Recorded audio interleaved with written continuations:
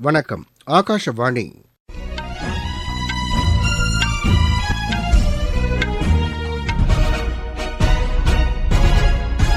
செய்திகள் வாசிப்பவர் ரெங்கநாதன். தலைப்புச் செய்திகள். தூய்மை நகரங்களுக்கான விருதுகளை குடியரசுத் தலைவர் திருமதி திரௌபதி முர்மு புதுதில்லியில் இன்று வழங்குகிறார். குஜராத்தில் நடைபெற்று வரும் உலக முதலீட்டாளர்கள் மாநாடு நாட்டின் வளர்ச்சிப் பயணத்தை வலுப்படுத்தும் என்று பிரதமர் திரு நரேந்திர மோடி தெரிவித்துள்ளார். இங்கிலாந்து சென்றுள்ள பாதுகாப்புத்துறை அமைச்சர் திரு ராஜ்நாத் சிங் அந்நாட்டு பிரதமர் திரு ரிஷி சுனக்குடன் இருதரப்பு உறவுகள் குறித்து பேச்சு நடத்தினார். இந்தியாவும் ஐக்கிய அரபு எமிரேட்ஸும் இருதரப்பு வர்த்தகத்தை $100 பில்லியன் அளவிற்கு விரிவுபடுத்த முயற்சி மேற்கொண்டுள்ளதாக மத்திய வர்த்தகத்துறை அமைச்சர் திரு பியூஷ் கோயல் தெரிவித்துள்ளார். 4 நாடுகள் பங்கேற்கும் ஹாக்கி போட்டிக்கான இந்திய அணி அறிவிக்கப்பட்டுள்ளது. இனி விரிவான செய்திகள். தூய்மை நகரங்களுக்கான விருதுகளை குடியரசுத் தலைவர் திருமதி திரௌபதி முர்மு புதுதில்லியில் இன்று வழங்குகிறார். பாரத் மண்டபத்தில் காலை 11 மணிக்கு இதற்கான நிகழ்ச்சி தொடங்குகிறது. இந்தூர், போபால் உள்ளிட்ட 6 நகரங்கள் தேசிய அளவிலான விருதை பெறவுள்ளன. பிரயாக்ராஜ் மற்றும் வாரணாசி நகரங்கள் குடியரசுத் தலைவரின் கௌரவ விருதை பெறவுள்ளன. தூய்மை நகரங்களுக்கான ஸ்வச் சர்வேக்ஷன் விருது கடந்த 2016ஆம் ஆண்டு முதல் மத்திய நகர்ப்புற வளர்ச்சி அமைச்சகத்தால் வழங்கப்பட்டு வருகிறது. குஜராத்தில் நடைபெற்று வரும் உலக முதலீட்டாளர்கள் மாநாடு நாட்டின் வளர்ச்சிப் பயணத்தை வலுப்படுத்தும் என்று பிரதமர் திரு நரேந்திர மோடி கூறியுள்ளார். நேற்று இந்த மாநாட்டை அவர் தொடங்கி வைத்து உரையாற்றினார்.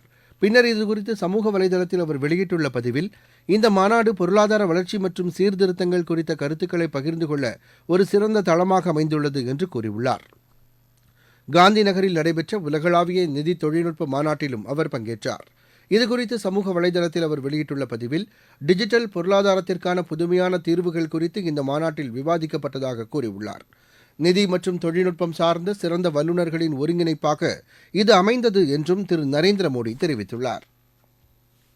இங்கிலாந்து சென்றுள்ள பாதுகாப்புத்துறை அமைச்சர் திரு ராஜ்நாத் சிங் அந்நாட்டு பிரதமர் திரு ரிஷி சுனக்குடன் இருதரப்பு உறவுகள் குறித்து பேச்சு நடத்தினார். பாதுகாப்பு, வர்த்தகம் உள்ளிட்ட துறைகளில் இரு நாடுகளுக்கும் ஒத்துழைப்பை அதிகரித்து குறித்தும் இருவரும் ஆலோசனை மேற்கொண்டனர். தடையற்ற வர்த்தக ஒப்பந்தம் குறித்தும் அவர்கள் பேச்சு நடத்தினர். முன்னதாக இங்கிலாந்து பாதுகாப்புத்துறை அமைச்சர் திரு கிராண்ட் ஷாப்ஸுடன் இணைந்து இங்கிலாந்து இந்திய பாதுகாப்பு தொழில்துறை தலைமைச் செயல் அதிகாரிகள் வட்டமேசை மாநாட்டில் அவர் பங்கேற்றார். இங்கிலாந்தின் முதலீடு மற்றும் தொழில்நுட்ப ஒத்துழைப்பை இந்தியா வரவேற்பதாக அமைச்சர் தெரிவித்தார். திறன் வாய்ந்த மனிதவளம், வலுவான வணிக சூழல் ஆகியவை இந்தியாவில் உள்ளது என்று அவர் கூறினார். பிரதமர் நரேந்திர மோடியின் தொலைநோக்கு பார்வையுடன் கூடிய தலைமையின் கீழ் இந்தியா பொருளாதாரத்தில் வேகமாக முன்னேறி வருகிறது என்று அவர் குறிப்பிட்டார். இங்கிலாந்து வெளியுறவு அமைச்சர் திரு டேவிட் கேமரூனுடனும் திரு ராஜ்நாத் சிங் பேச்சு நடத்தினார்.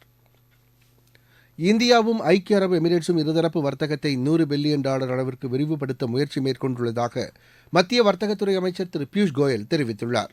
காந்தி நகரில் நடைபெற்று வரும் உலக முதலீட்டாளர்கள் மாநாட்டில் இந்திய ஐக்கிய அரபு எமிரேட்ஸ் வர்த்தக உச்சி மாநாட்டில் அவர் உரையாற்றினார். விண்வெளி ஆய்வு, பாதுகாப்பு, கல்வி, பருவநிலை மாற்றத்தை எதிர்கொள்வது உள்ளிட்டவற்றில் இரு நாடுகளும் மேலும் அதிக அளவில் இணைந்து செயல்பட வாய்ப்புகள் உள்ளதாக அவர் தெரிவித்தார். இந்தியா ஐக்கிய அரபு எமிரேட்ஸ் விரிவான பொருளாதார கூட்டு ஒப்பந்தத்தின் கீழ் இருதரப்பு வர்த்தகம் அதிகரித்துள்ளது என்று திரு பியூஷ் கோயல் கூறினார். இதனிடையே புதுதில்லியில் அடுத்த மாதம் 26ஆம் தேதி தொடங்கி நடைபெறவுள்ள பாரத் டெக்ஸ் கண்காட்சி குறித்தும் அவர் ஆய்வு மேற்கொண்டார். ஜவுளித்துறை வளர்ச்சிக்கு இந்த கண்காட்சி குறிப்பிடத்தக்க பங்களிப்பை வழங்கும் என்றும் அவர் கூறினார். இந்த கண்காட்சியை உலகளாவிய நிகழ்வாக நடத்த முயற்சிகளை மேற்கொள்ள வேண்டும் என்று அவர் கேட்டுக் கொண்டார். மகாராஷ்டிராவில் முதலமைச்சர் திரு ஏக்நாத் ஷிண்டே தலைமையிலான பிரிவுதான் சிவசேனா கட்சியாகும் என்று சட்டப்பேரவைத் தலைவர் திரு ராகுல் நர்வேக்கர் அறிவித்துள்ளார். அம்மாநில சட்டப்பேரவையில் இதற்கான அறிவிப்பை அவர் வெளியிட்டார். திரு ஏக்நாத் ஷிண்டே கட்சி கொறடாவாக திரு பாரத் கோகாவில்லே நியமித்தது செல்லும் என்றும் பேரவைத் தலைவர் அறிவித்தார். திரு சுனில் பிரபுவை சிவசேனா கொறடாவாக உத்தவ் தாக்கரே பிரிவு நியமித்ததை ஏற்றுக்கொள்ள முடியாது என்றும் திரு ராகுல் நர்வேக்கர் தெரிவித்தார். நீங்கள் கேட்டுக்கொண்டிருப்பது ஆகாஷவாணியின் செய்தி அறிக்கை.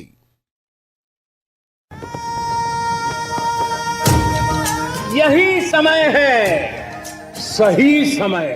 இதுதான் வேளை, சரியான வேளை.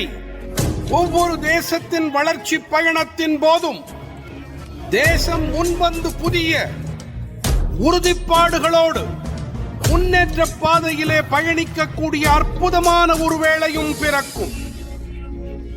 புதிய பாரதத்தின் துவக்கத்தின் இது அமுத காலம். இதுவே கோடானு கோடி நாட்டு மக்களுடைய உறுதிப்பாடாகும்.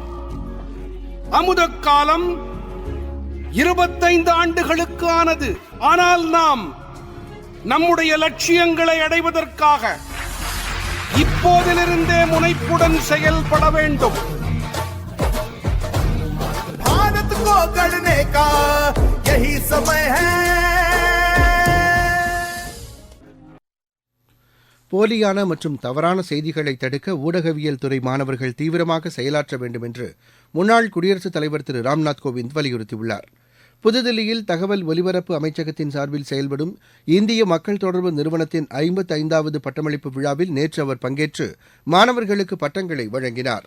நிகழ்ச்சியில் பேசிய அவர், டிஜிட்டல் யுகத்தில் தவறான செய்திகளும் வதந்திகளும் எளிதில் பரவுவதாகவும் இது முழு உலகிற்கும் சவாலாக உள்ளது என்றும் கூறினார். தொழில்நுட்பங்கள் தவறாக பயன்படுத்தப்படுவதை தடுக்க வேண்டும் என்றும் திரு ராம்நாத் கோவிந்த் வலியுறுத்தினார். நாடு முழுவதும் மேற்கொள்ளப்பட்டு வரும் நமது லட்சியம் வளர்ச்சியடைந்த பாரதம் யாத்திரை பொதுமக்களிடையே பெரும் வரவேற்பை பெற்றுள்ளது.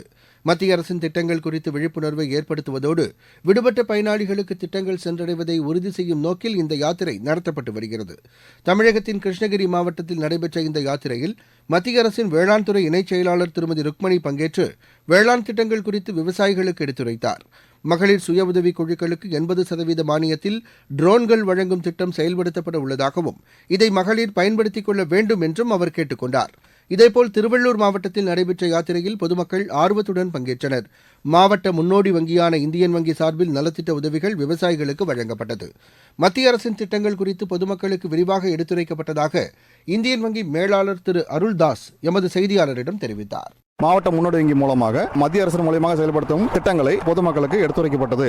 அதில் பிரதான மந்திரி ஜன்தன் யோஜனா, பிரதான மந்திரி ஜீவன் ஜோதி பீமா யோஜனா ஆயுள் காப்பீடு திட்டம், பிரதான மந்திரி சுரக்ஷா பீமா யோஜனா விபத்து காப்பீடு திட்டம், அட்டல் ஓய்வூதிய திட்டம் மற்றும் கிசான் கடன் அட்டை திட்டம் விவசாயிகளுக்காக மற்றும் முத்ரா கடன் அட்டை திட்டம் மற்றும் PM ஸ்வாநிதி சாலையோர வியாபாரிகளுக்கு ஆன திட்டங்களை பொதுமக்களுக்கு சென்றடையுமாறு விளக்கமாக எடுத்துரைக்கப்பட்டது. யார் யாரெல்லாம் இன்னும் அக்கௌண்ட்டில் அவங்களுக்கு இந்த 2 காப்பீடும் இல்லாத இருக்காங்களோ அவங்களுக்கு எடுத்துரைக்கப்பட்டு பல மக்கள் தங்களோட வங்கியில் தங்களோட விண்ணப்பங்களை சமர்ப்பிச்சிருக்காங்க. இதன் மூலமா சமூக பாதுகாப்பு ஒரு விழிப்புணர்வு ஏற்படுத்தியிருக்கோம். ஜெர்மனியில் ரயில் ஓட்டுநர்கள் 3 நாள் வேலை நிறுத்தத்தை தொடங்கியுள்ளனர். இதன் காரணமாக அந்நாட்டில் போக்குவரத்து பாதிக்கப்பட்டுள்ளது. ஏற்கனவே விவசாயிகள் போராட்டம் மேற்கொண்டு வரும் நிலையில் ரயில் ஓட்டுநர்களும் தற்போது போராட்டம் மேற்கொண்டுள்ளனர். இந்த போராட்டம் காரணமாக ஆயிரக்கணக்கான ரயில் சேவைகள் ரத்து செய்யப்பட்டன. 80% நீண்ட தூர ரயில் சேவைகள் ரத்து செய்யப்பட்டிருப்பதாக அந்நாட்டு ரயில்வே துறை கூறியுள்ளது. பங்களாதேஷில் புதிய அமைச்சரவை அறிவிக்கப்பட்டுள்ளது. திருமதி ஷேக் ஹசீனா தலைமையிலான 36 பேர் கொண்ட அமைச்சரவை இன்று மாலை பதவியேற்க உள்ளதாக தெரிவிக்கப்பட்டுள்ளது.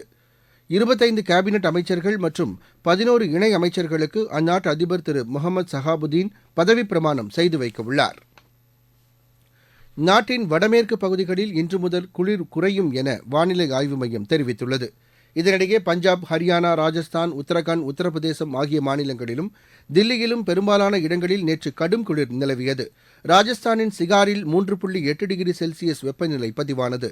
அடுத்த சில நாட்களுக்கு அஸ்ஸாம், மேகாலயா, மிசோரம், திரிபுரா உள்ளிட்ட மாநிலங்களில் காலை நேரங்களில் மூடுபனி நிலவும் என்று வானிலை மையம் தெரிவித்துள்ளது. நாட்டின் மத்திய மற்றும் கிழக்கு பகுதிகளில் குறைந்தபட்ச வெப்பநிலை 2 முதல் 3 டிகிரி செல்சியஸ் வரை குறையக்கூடும் என்றும் வானிலை ஆய்வு மையம் கூறியுள்ளது. 4 நாடுகள் பங்கேற்கும் ஹாக்கிப் போட்டிக்கான இந்திய அணி அறிவிக்கப்பட்டுள்ளது. 26 பேர் கொண்ட அணியை ஹாக்கி இந்தியா கூட்டமைப்பு நேற்று அறிவித்தது. ஹர்மன்பிரீத் சிங் தலைமையிலான இந்திய அணியில் ஹர்திக் சிங் துணை கேப்டனாக செயல்படுவார் என அறிவிக்கப்பட்டுள்ளது.